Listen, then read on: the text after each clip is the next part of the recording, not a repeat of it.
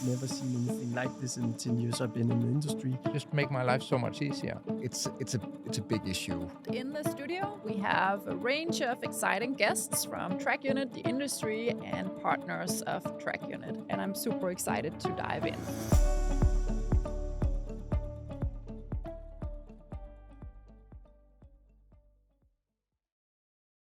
Welcome and thank you for tuning in. We're here to explore how AI is shaping construction. My name is Lærke Ullerup and I'm Trackunit's Chief Product and Marketing Officer. And we've invited guests into the studio here to really understand what is going on in construction around AI. Today, we're going to zoom in on applications of AI in construction. And to discuss these examples and talk to us about where we are and where we're going, we have Mr. Evan Barnes in the studio here today. Excited to have you. You're Trackunit's Chief Operating Officer and know the industry very well. So good to have you here, Evan. Could you give us an overview of where we are today in terms of AI and adoption of this new technology? Yeah. I think we're still just scratching the surface. I think one of the things with this industry, being one of the largest industries in the world, there are so many different problems that need to be solved, to truly unlock value. AI is going to be a phenomenal tool to help a lot of the different ecosystem stakeholders solve those problems. But we're still early days. It's a long road ahead. It feels like there's, with how capability and technology is accelerating, there's always new use cases, new things that can be unlocked just 6 months later. But the benefit is there's also a lot of low hanging fruit and reasons to get started now. Even waiting for a clarity on what the full potential could be, a year from now or 5 years from now. So what is required to get started? Like what do you need to do now to really get going here? Yeah, I think for a lot of the companies in construction, you have some, a very wide variety of digital maturity. You have some of the largest organizations in the world that have their own internal digital teams, highly digital savvy. And then you have, smaller contractors, subcontractors, rentals that really need a helping hand when it comes to, adopting and accelerating their use of digital tools. I think one of the first things to really get started is really just trying to identify what is one problem that we want to solve now. I highly doubt that there's any shortage of problems to be solved. And really starting to focus in and build that internal knowledge base of how to leverage these tools. What are some of the aspects of organizational change management in terms of how do you start to scale this and enable this across your workforce? Identifying some of those kind of easy, low hanging fruit use cases early is important to start building that knowledge base. And what would be some of these examples from an OEM or rental or contractor perspective where you could, have low-hanging fruits or drive value immediately? Yeah. I think, let's take an OEM as an example to start. I think there's a tremendous amount of value of how do you provide a tool to some of your customers that use your machines, particularly when it comes into servicing. It's a very paper-driven industry, and sometimes that works okay. More often than not, there's a better way to do things.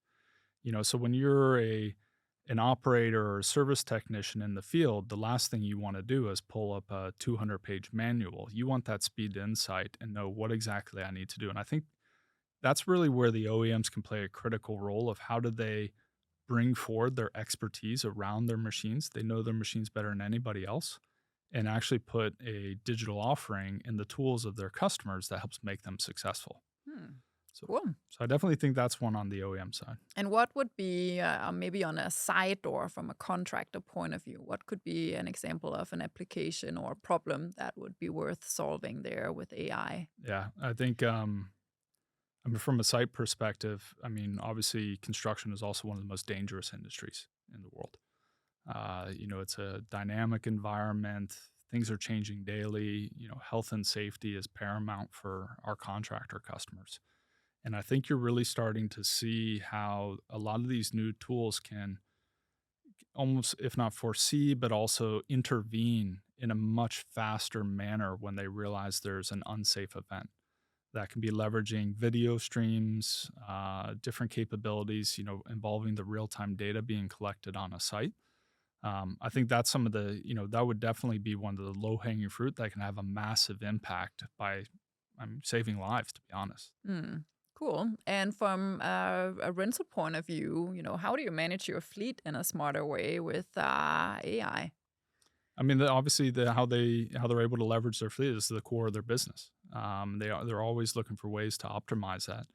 And then, again, I think it's one of the biggest advantages that AI really has is it accelerates your speed to insight. What business decisions do you need to make? Is it a business decision around your fleet composition in terms of how it's being used? What are some of the trends that would be very difficult to pull out, with a traditional statistical model? And so I think a lot of the rentals are starting to leverage machine learning and AI to really optimize, not only their fleet composition, but when they get machines back, particularly if they have telematics or IoT connected, what are those immediate actions that they need to take to make sure that machine is ready for rent as quick as possible?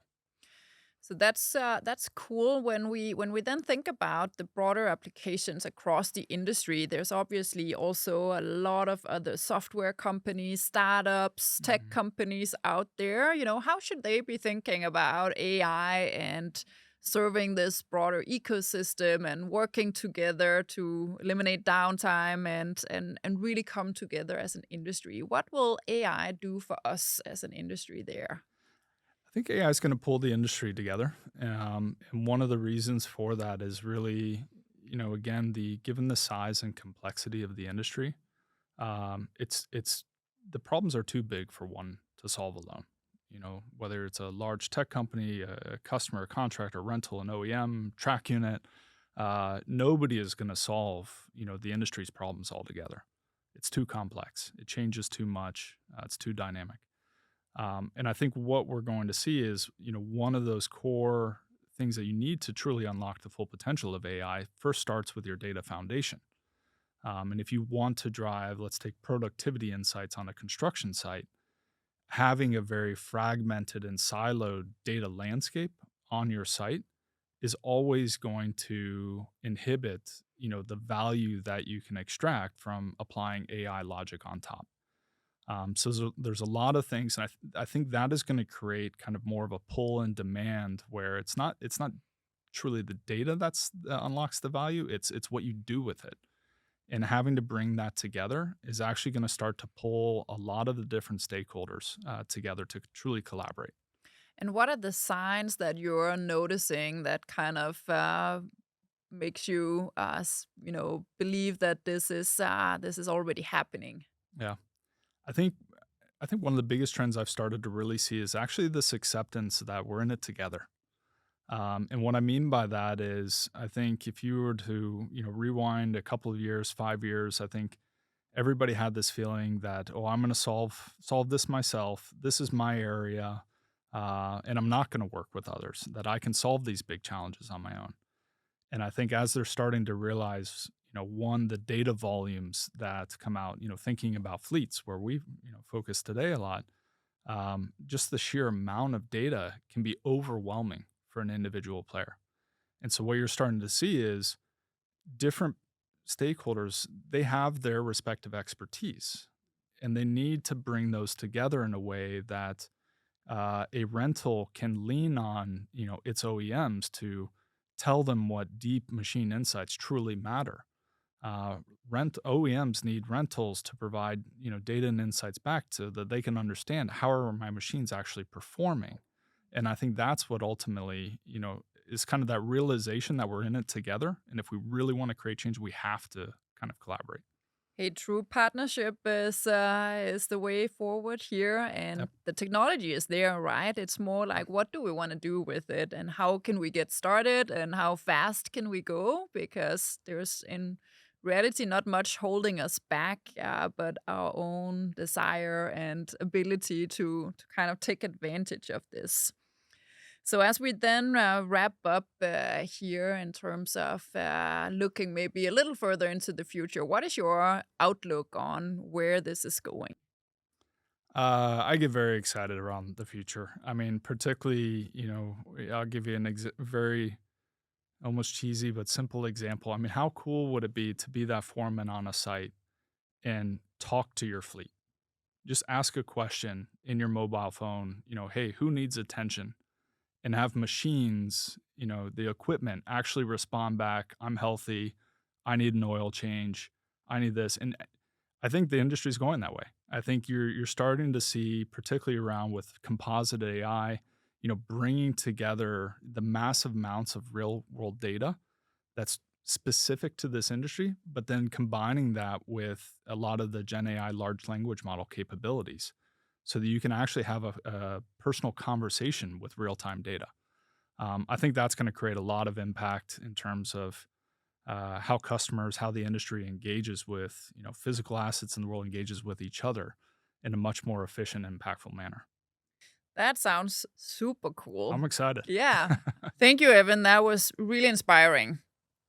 Also, thank you to those of you who've been watching and following the show here.